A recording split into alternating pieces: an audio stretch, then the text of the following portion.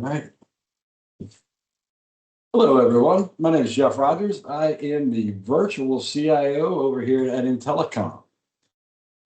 Today, we want to cover with you guys how businesses can maximize Microsoft 365 with Teams and security, and how to think of Microsoft, as a total ecosystem now, not just one set of disconnected apps. Getting that whole worldly experience for you in the ecosystem.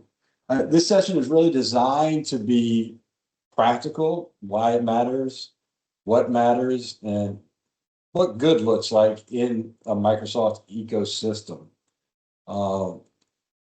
Most organizations today, they already own a lot of the capability for Microsoft and Microsoft licensing.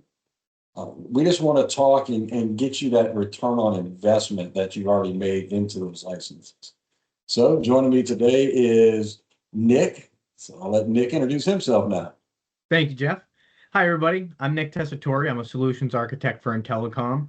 I'll be providing the Microsoft lens today when it comes to how Microsoft is actually intended to work with all of the applications together and fully integrated.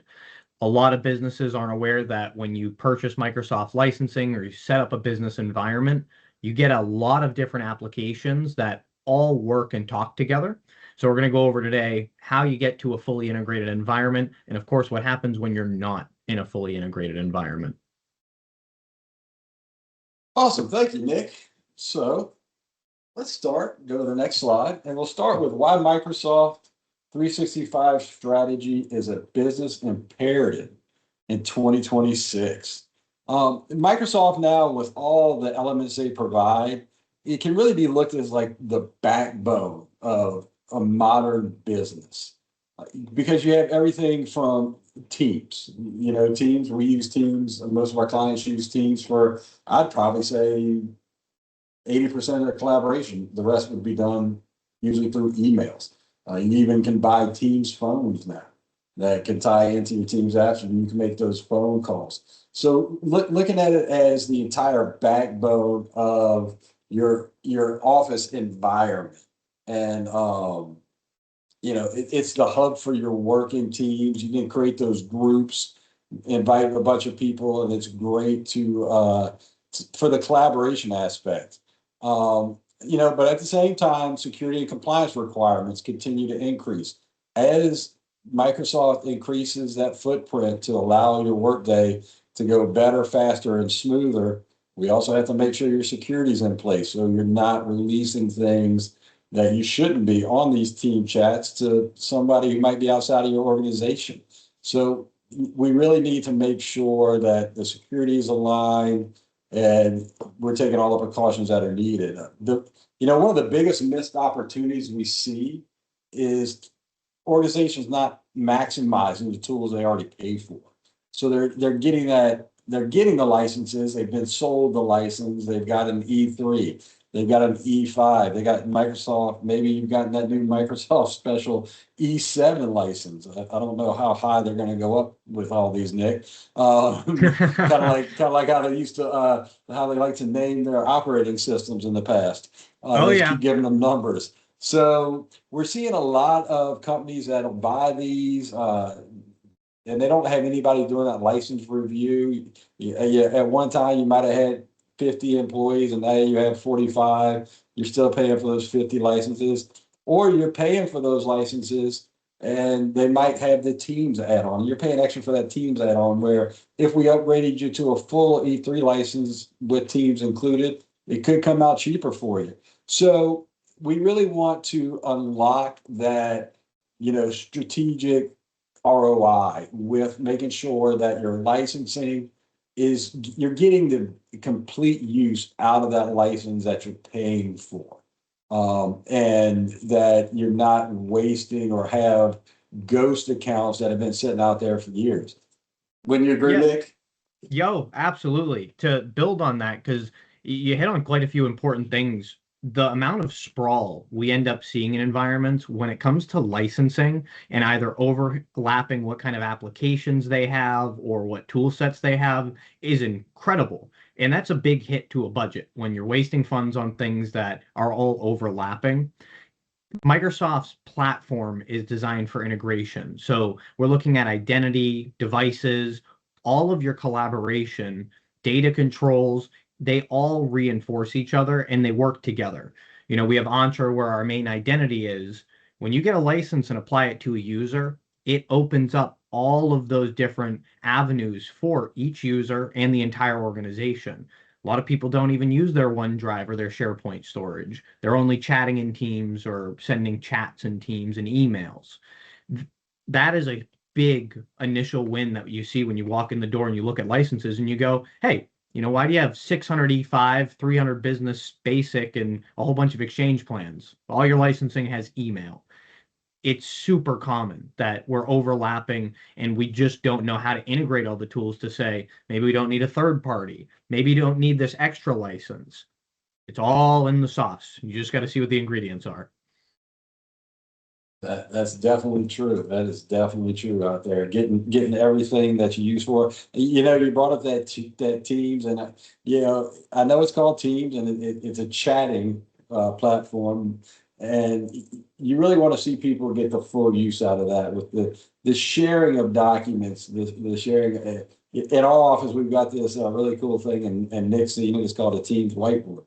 That you can actually, it has its own account, it ties into Teams, and we can sit there and draw, and everybody can watch it live. A lot of our engineering firms really, really love the ability to do that. But I ramble. I've already switched to the next slide. So, what does a modern Microsoft ecosystem require? Because there's been a lot of changes since Microsoft came out with this platform way back when. I can remember when you could buy each one of these things individually on a floppy disk. You could buy Word, you could buy Excel, but now it's an entire ecosystem. So what does that look like today? What does it encompass? A modern Microsoft environment, first and foremost, it's got to be secure. We got to make sure the security's there, the guardrails are in place, that data is classified correctly, that things aren't being shared in Teams chats in other places that should never leave your environment. Again, like I said before, all these tools make your work and your work life, day-to-day life much better, much faster, much easier, but they also open those doors to being able to, and not intentionally, not anybody want to do anything bad, but unintentionally, somebody's on a Teams chat with two vendors, and they're like, oh, let me just go ahead and post this document, not knowing that document should have never left the organization. It's never been tagged to say that it's private and don't let it leave. So no rules have ever been placed to not even allow that to happen. So security, it's my main focus where we start. Getting that integrated, optimized, and strategically manage the whole ecosystem. So we want to integrate the Teams, the SharePoint, the OneDrive all together. So when I save a file in my OneDrive, I can easily share it in the Teams, as a shared document, so we can collaborate it the same exact time, that I can see whatever changes Nick's making, he sees the changes I'm making, all at the same time. So it's not oh, let me email you this document, make your changes, email it back to me, let's make your changes. Now you just do it in real time while you're on that Teams chat, typing away. So you're talking, you got video, you're changing the document live, just making your life a whole lot better. So again, from a security perspective, Entra ID with the identity protection, we get you up there into the Entra ID cloud. Everybody gets registered.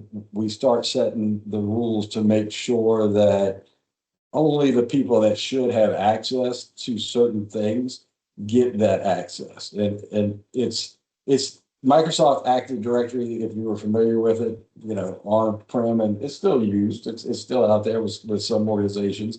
It's been brought up into the cloud to really integrate all these applications together around that Entra ID and what can be done, along with bringing in that endpoint protection and threat protection with, Microsoft Sentinel, um, where it's kind of the SIM for Microsoft. Microsoft Purview, where you can start going in, classifying that documentation, making sure that the things that should never leave your office can't leave your office. And then that brings you into that compliance and that governance. They've gotten out there a lot with different compliance people must meet to do jobs, any jobs with the federal government. HIPAA, it's been around forever, but they've really gotten to crack down on that kind of stuff. So it's just bringing that whole, it starts with the identity, rolls down into the application, to the data, and how it's all tied together and how it can be shared and who can do what out there. Nic, please add something to that. I know I was rambling for a little while. No, that's okay. I think what you're saying is it shows that Microsoft is not just a simple single application. This is an entire system of apps where you can start on either end of the spectrum, but no matter what, we're talking about the identity. We need to be an Entra. We need our security in place. And then what we're looking at down here at the bottom is omnidirectional. We could start with collaboration, getting into Teams, into SharePoint and OneDrive, or if we're already using the simple things like Exchange and Teams, we start looking at integration and automation and start rolling with how do we make our business more productive and more effective at doing our job. A big difference between that on-prem directory we're talking about and the cloud with Entra ID is the cloud is built on least privileged access and zero trust, meaning that at any point in time, all of our users have only the roles they need to do their workload. For example, I don't need a field service worker being able to get into the accounting files, the HR files. I don't even want them to be able to have their email on their computer. I just want it on their phone. I don't want them to have access to SharePoint sites that they're not supposed to. And then from there, we challenge them every step of the way. So you have your identity. That's your basis for being able to even authenticate and how we get access into things. But then we'll utilize resources like conditional access. And we'll say, okay, you're this identity. Where are you signing in from? We'll start with your location. Then we'll look at, are you on a company enrolled device? Is your device actively compliant? Okay, great. You've made it through those. Do you have multi-factor authentication on? Okay, you have that. Do you actually have access to the SharePoint site? Then to the folder, the library, all the way down to the file. So zero trust is now saying you have all of these hoops you have to jump through before you can even access the content you want. Security is the foundation of having a perfect cloud environment that you can keep productive. We work on all these different types of projects where we're bringing and consolidating different tenants together. We're moving from third-party cloud into the Microsoft cloud. And when we're doing this, a lot of access is generally set up as everybody has everything. We'll figure it out at another date and time. And then you do something simple like get AI. You bring Copilot in or OpenAI, ChatGPT, and suddenly those field service workers are able to look up payroll information, tax documents, all sorts of things you didn't know that everybody has always had access to, but they do now. So we're looking at least privileged access, zero trust to really hit home. And then when we're all secure, we could start focusing on how do I save my employees time? How do I save my admins and my managers and executive team time? And we start looking at the tools that are available to us. One of the simple tools we have is the Power Platform. Somehow, within a system, we have a whole nother system. I think I speak for everybody on that. You have Microsoft, then you have the Power Platform, but there's a suite of tools in there, and one of them is an automation tool. And this links together all of the Microsoft applications. For Teams, for example, this is something that has all of the Microsoft apps integrated. Some organizations don't leave Teams. They access their files there, their chats, their Copilot, their Shifts app, their planner. It's all in one place. So in some instances, you'll see where you have a contact form on your website.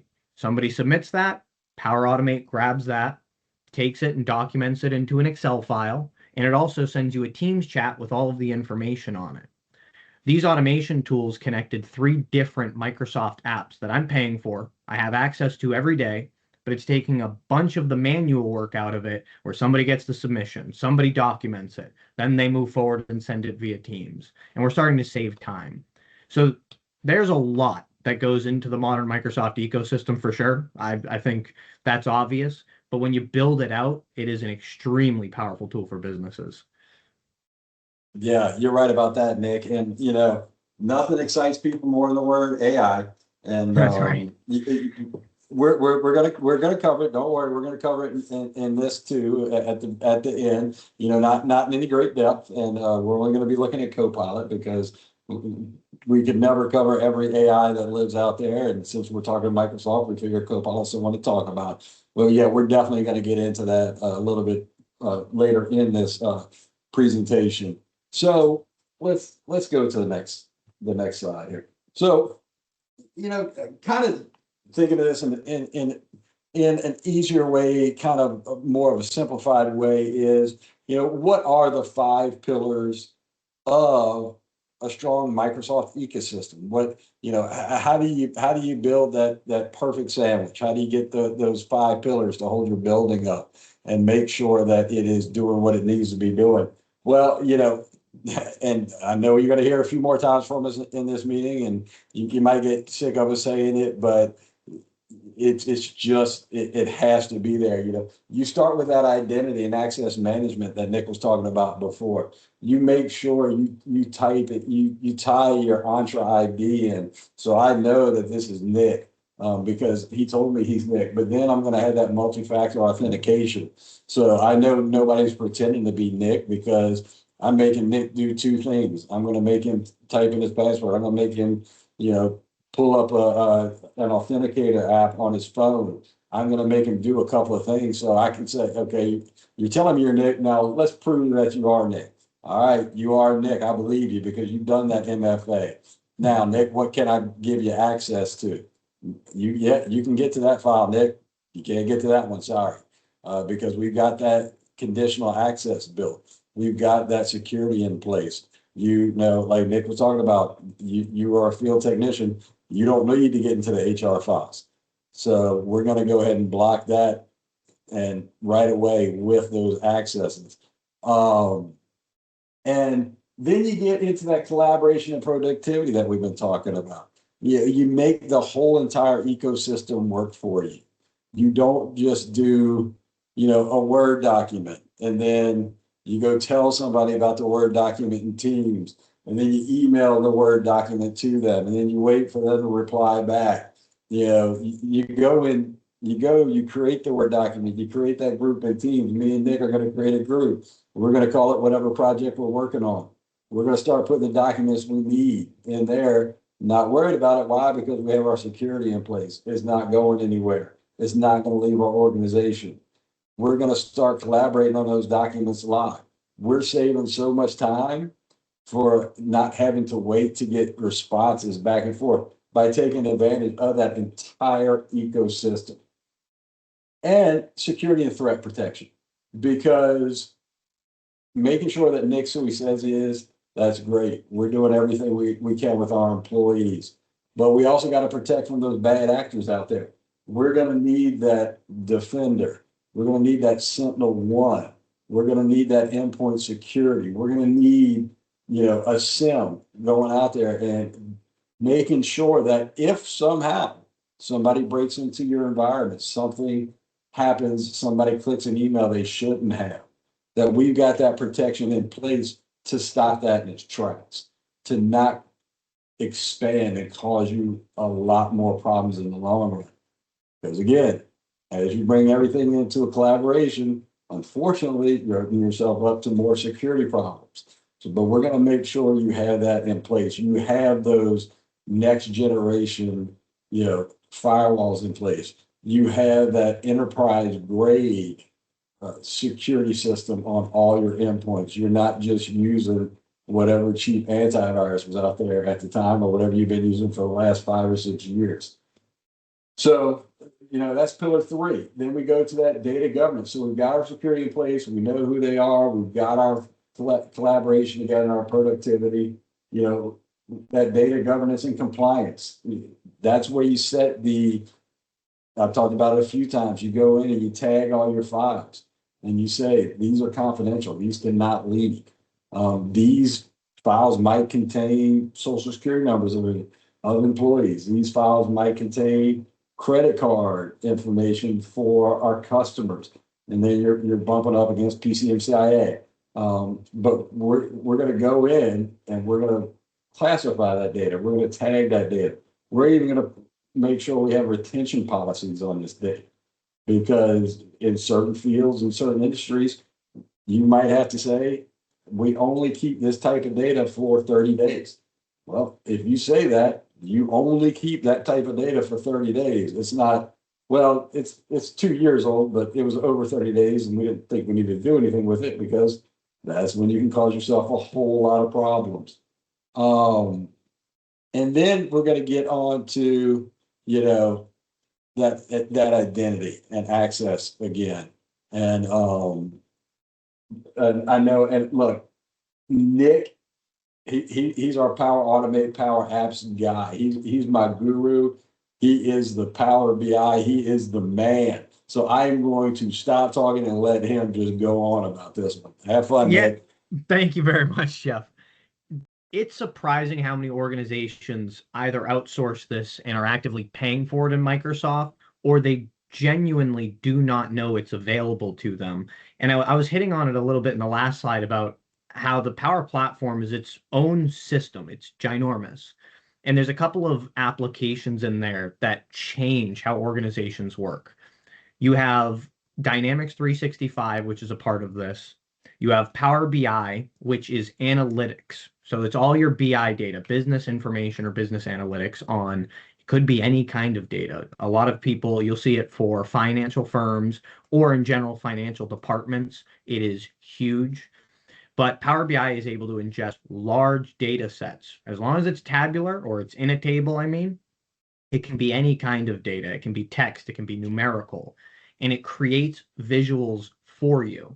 So you take your raw data, and it's kind of just like playing in PowerPoint. You have a blank canvas, and you're able to take out pre-built graphs and pre-built analytical structures that all you got to do is choose what data columns you want, and all of your data populates. And then you can start to, instead of saying, how do I get this into a bar graph by 3 o'clock today? It's put a bar graph on the screen, and how do I make the bar graph prettier? How do I look and compare my information to what I need it to do?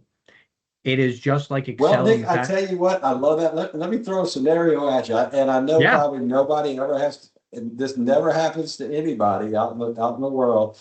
But let's say your boss comes to you and says, Nick, I got to know how many clients we have that have this, that do this, and that have paid this. Could something like a Power BI, some of the Power Apps help you with that? Oh, most definitely. And Power BI is going to help you visualize it. You have Power Apps that can help you capture all of that data. And you have Power Automate, which could have been moving the data from your native platform into all of these tools every single day, every single minute it's happening. It is surprising how fast it is to put something together that lasts and has longevity versus saying, all right, I'm just going to do this task once. Let me go get the employee list. Let me go look at how much they're spending. Let me contact this person and see if they're actually still with us. No, you take the data, you put it through one of these Power Platform tools, and it all opens up in front of you. You take an hour in Power BI, you make your report. Power Apps, which is this one's actually creating applications that work for your business. You could have things like CRMs, expense apps, employee learning platforms. It kind of goes on in what direction you can run, but it's all low code. So it's meant to be very, very simple to put together. And then Power Automate, as I was explaining, is it's connecting all the applications together. So maybe your boss in this scenario is saying, hey, we have CRM data over here you have to export, and we have these third-party apps that, we just don't know what to do with. Power Automate can connect to them all, bring the data into one central location, and then allow Power BI and Power Apps to work with it all. So it is definitely a reasonable ask that nobody ever definitely asked for.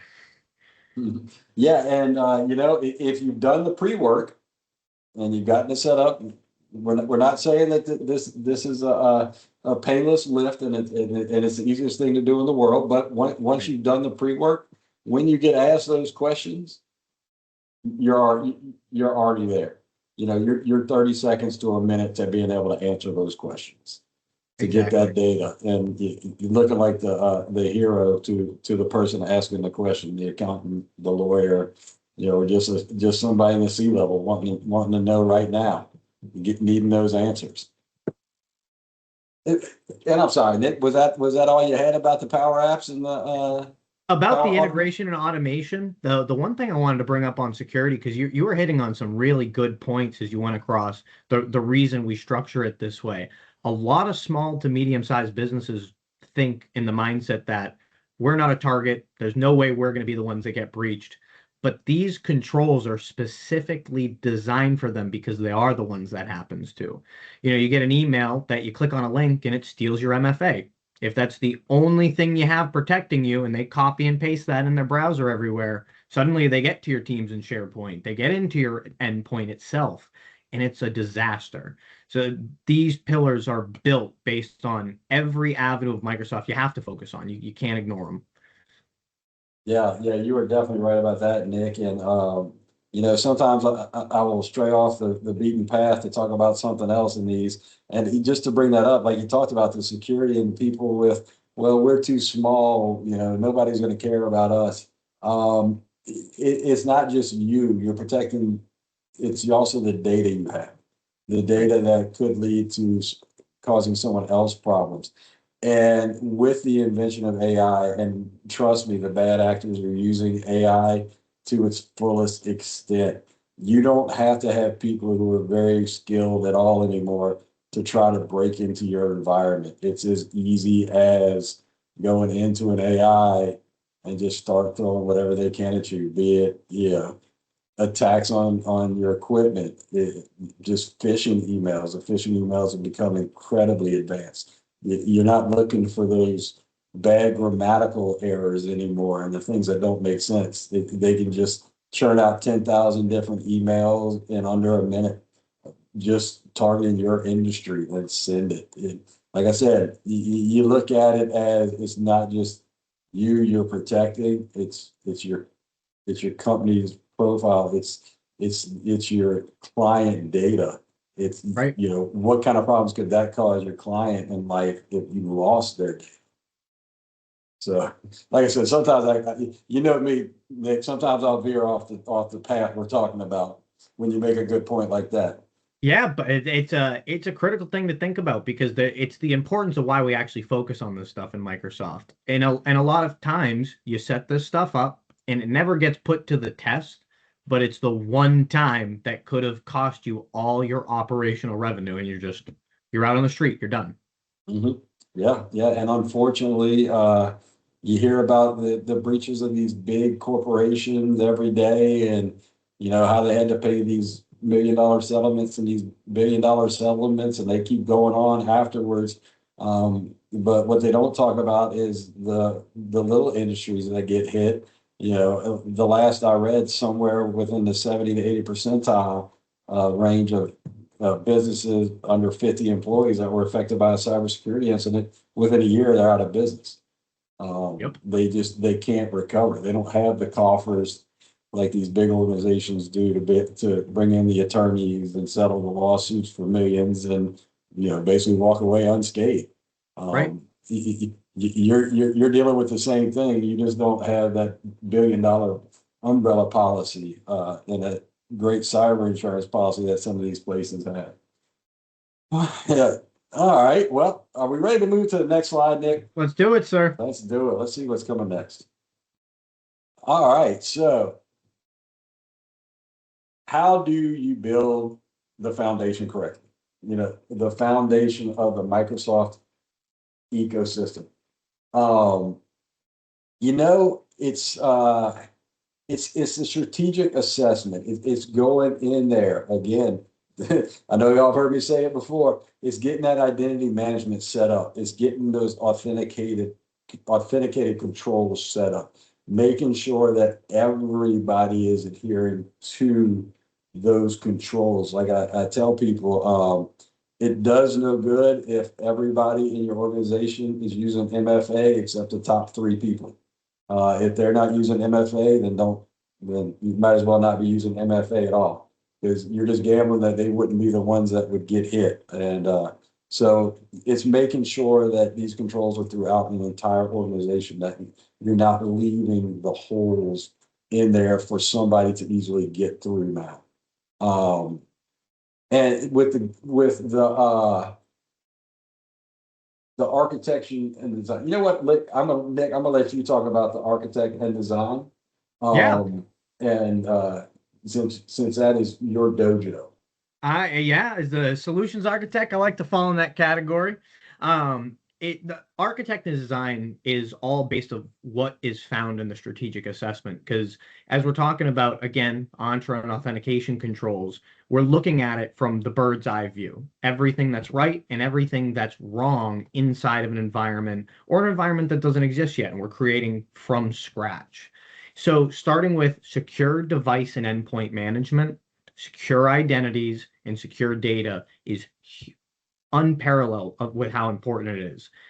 If you don't start there and you start building everything else out, you start having all the fun, you land in a world of hurt because it's much harder to implement these controls after the fact or on an ad hoc basis and actually accomplish what you need. So when we look at the actual architecture of these environments, we say, okay, what compliance level do you need to meet? How do users access content? Who are your high profile users? Maybe it's not just the executives. Maybe they have one user who's a power user on everything because they're just somebody who designs things. We look at the devices. Where are you accessing them from? Are you logging in from a modern device? Do you even have Windows 11? Are we still on 10 or 8 or 7? Is everything that we're working on going to make sense for when we implement all 5 pillars?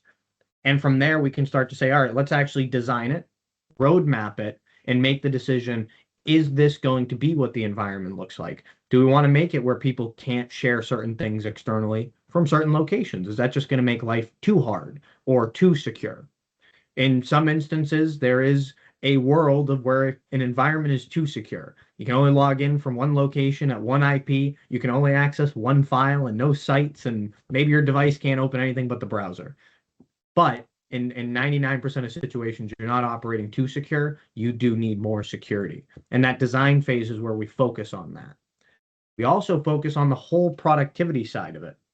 How are end users actually going to interact with everything they touch, whether it's logging into the device, if it's using MFA for the first time, accessing files, email? Is it all streamlined? Is it quick? So they're not sitting there waiting behind the infinite loading sign. And then from there, we get into the implementation and optimization, where we actually come in and put in data governance and compliance policies that now match your regulations.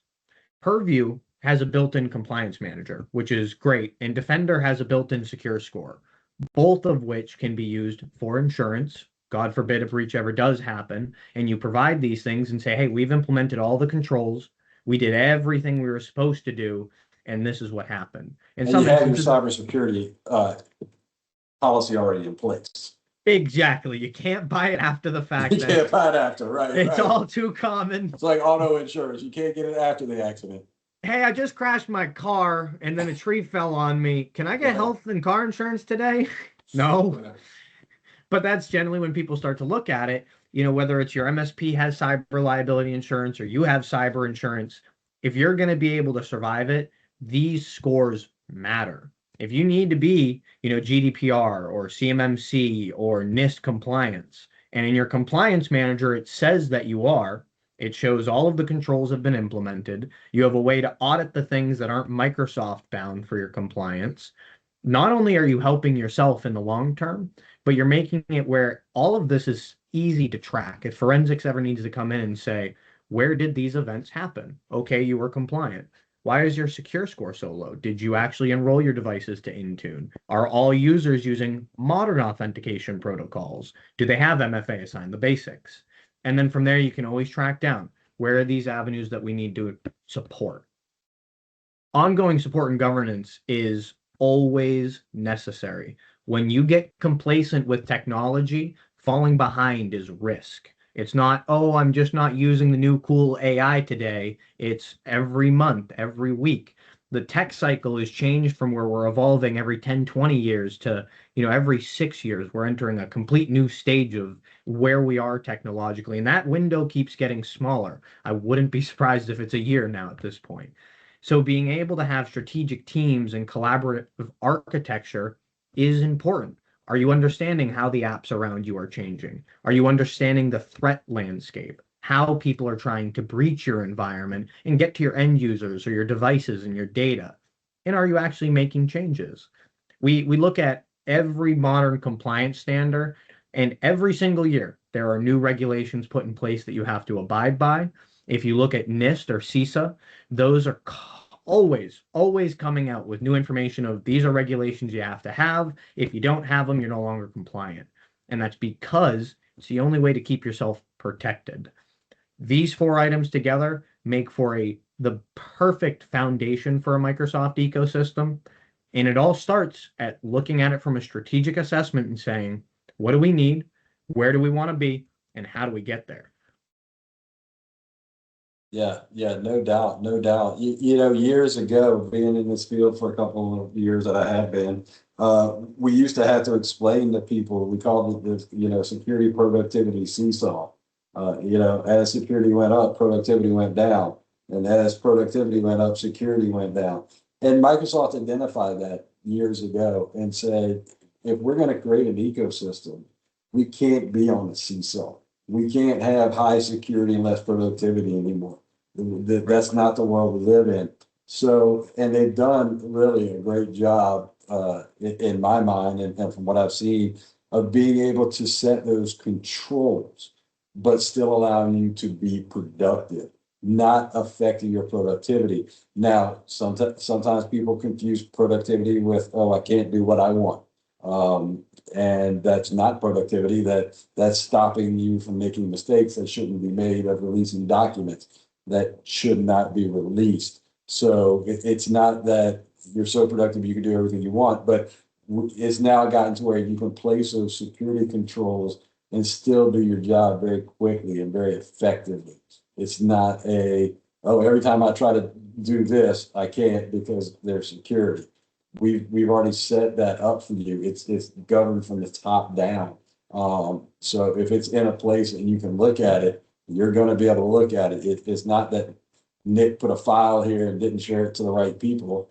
The file's where it's supposed to be. It's already shared to the correct people. It's in the SharePoint. It's in the OneDrive.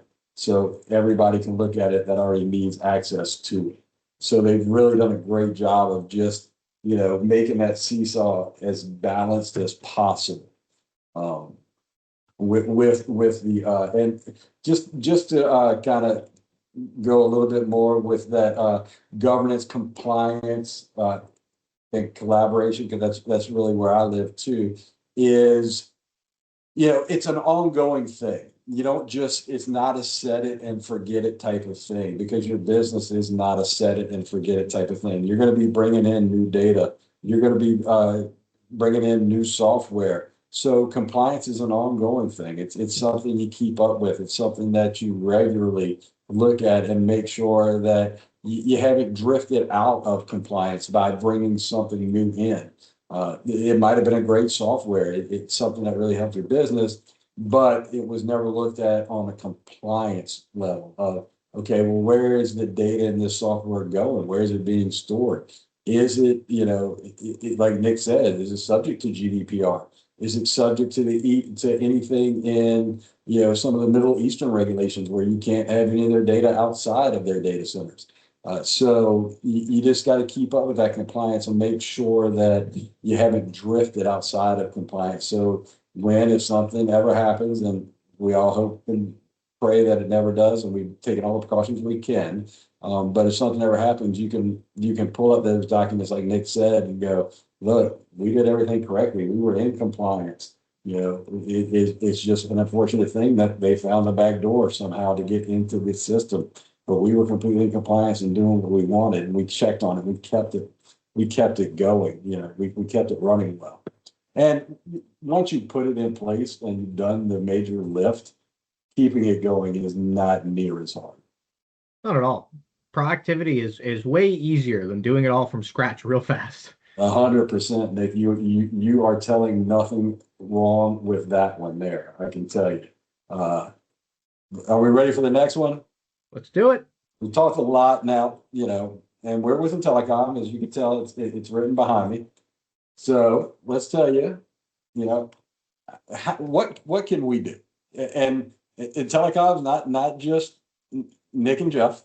We have, I think today we probably have close to 200 employees um, across a whole spread. We've got project managers, we have VCIOs like me, we've got architect, Microsoft engineers like Nick, we got solution architects. We run the gambit of getting everybody that's needed for clients that have the most success they can.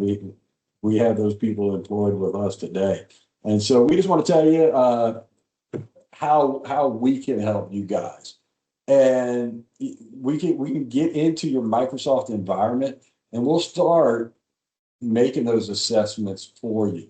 We'll start improving that security posture and getting that optimization collaboration with all your tools. And really, the way In-Telecom looks at it, and I know your other people say it, and sometimes people are like, yeah, true. We don't look at our, as our clients, as just clients. We're their partners. If we can make their technology work better for them, we've succeeded. If we can lighten their daily load of repetitive tasks, we've succeeded. We are not a break fix company. We're not looking to take on anyone that wants to give us a call when their Microsoft Word isn't. We want to be that strategic partnership that's going in. We're assessing your entire Microsoft environment. We're improving it where it needs improvement. We're telling you like, hey, let's sit down, let's talk, let's see how we can optimize all these tools. Let's see if these things make sense to you. Let's see if this automation, if we could just automate this one thing, and that could save you 10 hours a week. It could save one person 10 hours a week. Let's look at the return on investment for that. It might cost you $3,000 to implement it, but over a year, you're going to save 10. I can tell you, as a person who's been in business myself, if you're telling me I spent 3 and I can save 10 over a year, I'm going to find the 3 to do it. So we're going to get in there and we're going to really talk to you. We're going to talk to everybody who's using the products and say, what's your biggest headache? And this is after we've done the assessment on your entire environment. We've made it secure. We've made sure that there's, nothing out there that's a big gap that needs to be addressed right away. And then we're going to start addressing that day-to-day work life. We're not here to solve those tickets. Again, we want to build that roadmap with you, that governance, and make this Microsoft ecosystem, and it's an ecosystem. Because if you think about it, there's almost not much Microsoft doesn't offer that you have to go buy from a third party anymore. So you can almost run your entire business strictly on Microsoft. And we're going to be there to align that strategy and, your business goals and how to help. And again, somebody like Nick, he's the guy, he's the man. And Nick, you tell him a little bit more about it. Yeah, I would say one of the biggest strengths we have is we don't kick anything under the rug. When it comes to knowing what applications in Microsoft actually belong in your environment for your business versus when you need to look at third party or when you need to move from third party into the first party, it can be a lot of eggs in one basket for an organization. But overall, when we come in and we look at the current environment and the situation, sometimes the initial saving is just from going on-prem into Microsoft, never mind optimizing the existing Microsoft. And then in optimization, you end up saving a lot of money. And when we start to look at everything else in longevity and we say, hey, what about our usage? Has that gone up? Are we actually increasing across the board? Are people getting more efficient? Are our flows and automations working for us? Do people use the applications we've put in place? That's where a lot of the other time savers come in and you become more effective. So many companies work daily in the Microsoft problems versus on their business. They're trying to figure out, why can't I save this Word document in my OneDrive and then share it to this other email? I can't get it to work, or I put this dang sensitivity label on something and I can't get it off. Versus saying, okay, how do I build this out so nobody in the company ever experiences these problems? We know about the problems ahead of time and we're all prepped for what to do, and then we unleash it and we say, hey, everybody get in here, start working with these tools and run. We're always there if you can't figure out how to get the label off of a document. But again, we're trying to make it where it's all proactive. We're not sitting in a reactive environment where things just break every day and users are waiting. Oh, it's day 3. Let me mark that on the board of no incidents today until, oh, we got to change the incident. We got one, back to 0. Everything should be proactive in Microsoft 365. That goes for when you're looking at your environment and assessing it. It should be when you're purchasing licenses and when you're utilizing licenses in your applications. Is everything up to date? Is everything integrated with all of the other tools? And you knock down these walls until the entire environment's where it needs to be. And that's our focus every single time. Yeah, yeah, well said, Nick. Well, Nick, I don't know if you remember earlier in the conversation, we did promise them we could talk about AI. We did. So we always deliver on those promises. Yes, sir. Nobody will ever be able to say we don't. So let's get into that talk that everybody's, I don't know if there's anybody on the planet who hasn't heard of AI. I'm looking for one, but I haven't found it. I don't think you can find a person out there. And like I said, this is a Microsoft. We're gonna talk about Microsoft, so we're gonna talk about Copilot. I will start the conversation by I was not a huge Copilot fan up until about 4 or 5 months ago. Nick can attest to that. He used to laugh at people. Copilot has made a whole lot of leaps and bounds forward. They invested a lot of money in OpenAI, um, almost enough to get controlling stake in OpenAI, and they made Chat GPT their back end. So, and if you have the right licensing, you've got the Copilot, and we've already done that assessment for you. And we know that you're ready. You've at least got the right licensing. But here's how I will lead every single AI conversation, every single Copilot, with this statement. AI will show you how unsecure your data is. It is not going to make your life easier. Like that. It is going to find that data that was put somewhere that it should not have been put.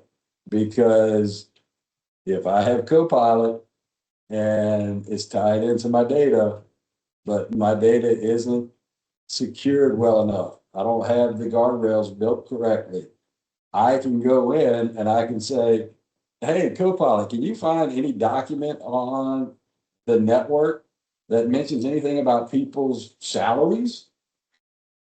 And if that was put into a folder that you have access to, and it might have been 5, 6 years ago that you had access to it, it just never was taken away. Copilot's going to find that document. It's going to find that document very quickly. Oh, yeah. A story I love to tell is one of our co-owners was trying to find an old document, something we were talking about. He said they probably built it 8 to 10 years ago. And we've gone through many migrations of on-prem file shares to cloud file shares to SharePoint. So our data has migrated up and up over 8 years. And he probably spent 8 to 10 minutes trying to find the document. He's like, I know it exists, I can't find it. He went to Copilot. He said, I'm looking for a document. It says something like this about this. Within 4 seconds, Copilot went, here's your document. Found it that quick. And I mean, this is, you know, C-level executives spending time trying to find documents, and we could have saved 10 minutes. Right there, the return on investment is undeniable, especially when you can get people in that high of a level looking at a product and going, wow, this is really useful. But again, AI is not a slap it on what you have and let's have fun. That will be the biggest mistake you've ever made in technology. I can guarantee it because it's going to expose every weakness. It's going to expose where you have data sprawl. It's going to expose where you have people with access to things that Oh they yeah. shouldn't have had access to. That's why this is the last slide. Everything before this was getting it set up with the Right. security, with the governance, with everything else to reach this secure AI. And we at In-Telecom, we're at that level. Uh, and we put in the work to get there. And I can tell you just from personal experience how great it is to go into Copilot and say, hey, Copilot, can you please just summarize my last 3 days of emails? Look on my calendar, compare the two. Is there anything I forgot to send somebody? Is there anything I need to follow up on? Can you just give me a quick summary of that? And it's like, yeah, here, Jeff. Do you want me to draft the emails for you? And, sometimes I'll be like, yeah, you can give me some rough draft or just, no, just give me a reminder and I'll draft the email myself. That saves me countless hours of trying to figure out, oh, I think I followed up. I remember that I sent an email, but did they send a reply that I was supposed to reply to? I'm just going to let Copilot figure it all out for me. That's what it's there for, to be that, monotonous task. It's not there to replace Jeff. I'm irreplaceable, of course, but it's there to take the task that it can do in 10 seconds. That would take me 10 to 20 minutes and maybe even 2 hours with interruptions getting it done. So, that is my AI pitch to everyone, is you have to get your Microsoft environment set up correctly before you slap AI on, or you will be in a world of hurt. Oh Nick, yeah. please elaborate. I would say 95% of businesses, and I don't mean a specific subcategory of businesses. I mean, if you have an EIN, you are likely not ready for AI in any capacity, just operating on what you have. And it's not to say that all these businesses aren't secure or that they're not up to standard or the highest compliance possible. It's that this takes a lot of testing. When you put Copilot in place for the very first time, it builds a semantic index of everything your account can touch, everything. And that's why it's able to do these things so fast. For example, a field service worker being able to pull the payroll documentation. That's not possible until you purchase and assign the license. The second that happens, the ball starts rolling and you're racing against the clock. When does somebody type this into our AI tool and pull that information? Even in some of the most secure companies we've seen, there's been instances where AI has been trying to have integrated with all of the data. Somebody goes to OpenAI and they say, oh, this is the same as Copilot. Let me integrate the entire company's data storage with OpenAI, and we won't say anything. Well, what that would do is you go to OpenAI or ChatGPT and you type in the info, and for some reason, ChatGPT knows your payroll information.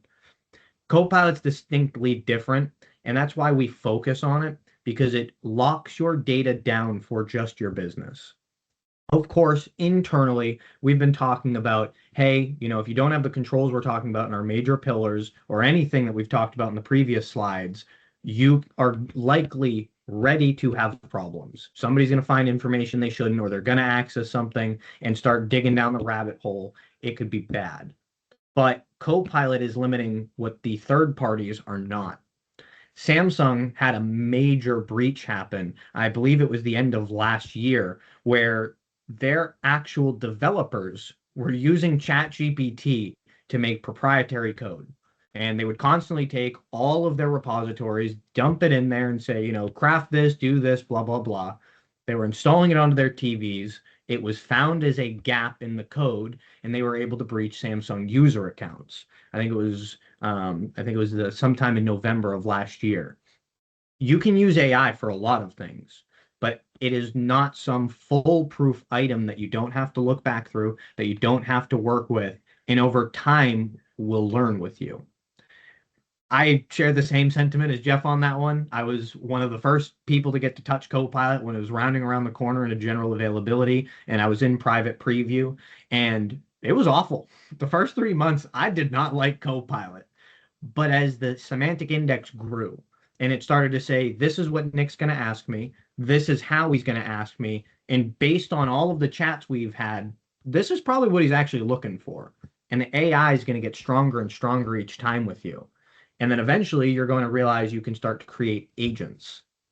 Some tools, other third-party AI, have agents built in that they just come with the tool. ChatGPT was one of the first ones, and there are all these different ways to work with data and essentially eliminate what you're prompting, what you're saying. Internally, we have the same thing.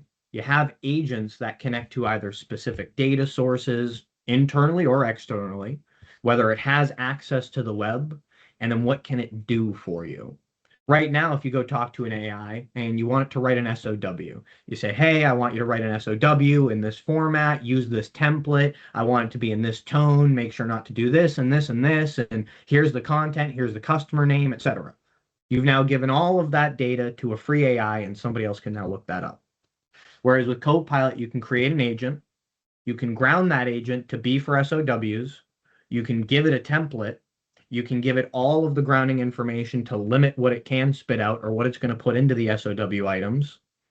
And then one of your sales reps can go and say, give me an SOW for this client. Here's what we're doing. Enter. And they get the same exact result as somebody who took 30, 40 minutes arguing with AI. Security, first and foremost. That is a hill I will stand on for a long time. Most businesses are not ready for AI. You go in and you look at the assessment and you immediately find out why. Maybe all your permissions in your SharePoint are given directly through user access and there's no security groups. Or maybe you really don't have MFA set up the way you're supposed to. It could be a ton of different avenues that you're going to experience problems with. AI is a productivity tool you need, but you got to prepare for it. Implement it under the right standards. You're not just going to go out and buy an airplane if you don't know where you're going to fly to next week. If you know your company's flying every week of the month, you're going to buy an airplane. But if you're like, oh, I really like airplanes, let's just buy it. Do you know how much it is to upkeep that airplane and make sure it doesn't fall out of the sky? It's very, very simple. The other thing with Copilot over the other applications is the fact it actually lives in all your tools. You can go to any generational AI and make text and make images. Copilot's the only one that's going to make Word documents, do Excels, create your bar graphs, your pivot tables, create entire PowerPoints for you, create workflows, create applications, all just by a simple prompt. I can make an entire CRM just by asking Copilot. I can have the most complex Power Automate script in the world that does flips and back trips. Ooh, I messed up my words there. All just by asking Copilot. It's crazy what this tool can do, and that's why you need to have those guardrails. Right. And just to kind of to hop on your bandwagon there, Nick, it's not just the technology. We also know a lot of organizations come to us and they're like, we want to implement AI. We want to implement AI. We're like, okay, great. Yeah, awesome. What do you want it to do? Make our lives better. I don't know. Like, okay, well, let's sit down and we'll get that plan. We'll see what you do to make your life better. We can't just throw AI in your environment and all of a sudden your life's better. I can promise you that. And we're rounding down to about a minute left in this. And I feel like we've covered everything in great scale here. And we got one more slide to get through. All right, so here's what we like to throw out to all the people on the call. Again, we're in telecom, and we really would like to get with you and talk about the fact that with that Microsoft ecosystem, it might not be that you don't need more tools. It's just you need a better strategy of using the tools that you have, that you can let us come in and assess the tools you have. So you might not need to spend any more money. You might have them and just you don't know it and don't know how to use it. So, request an assessment. We can evaluate your security posture, and then we can do the optimization from the teams and the collaboration side. And then Nick, on the engineering side, you can tell them.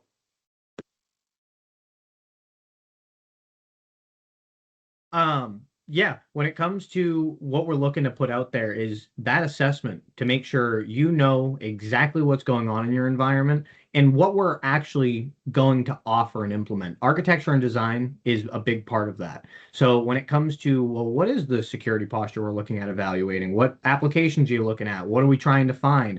How do we optimize from those findings? That assessment is the foundation. Here's what we found. Here's where we should go and why you should do it. All it takes is scanning that QR code. You can contact us directly, and we'll start to work with your organization as soon as possible on all the hopes and dreams you have for Microsoft. I guarantee one of them is making sure Microsoft works.